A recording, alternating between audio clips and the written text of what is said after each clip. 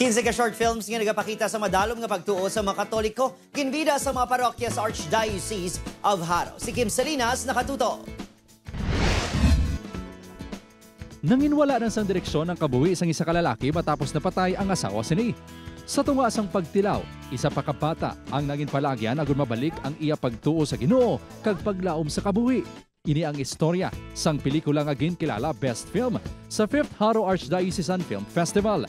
Sunod sa direktor sang pelikula nga nagdaugman Best Director, magluwa sa awards, reward man sa ila ang kahigayunan nga makahatag inspirasyon. Fulfilling man lang nga na-appreciate nila mong stories, especially ang kwan mismo ang ministry namon daw ma-share man namon sa iban. The story naging inspirasyon man for me as the director.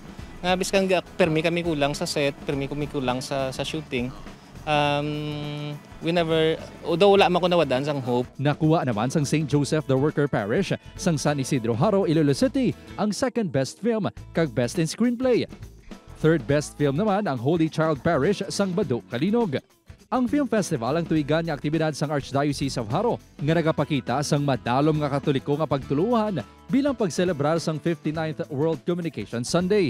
Ang kahiwatan ang isa man sa mga palagyan sa mga youth ministries nga mapakita ang ila talento kag abilidad sa paghimo sang film para sa ikaayo sang simbahan.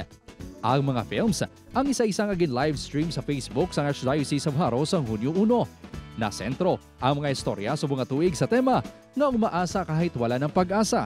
Kadungan sang Jubilee Year of Hope.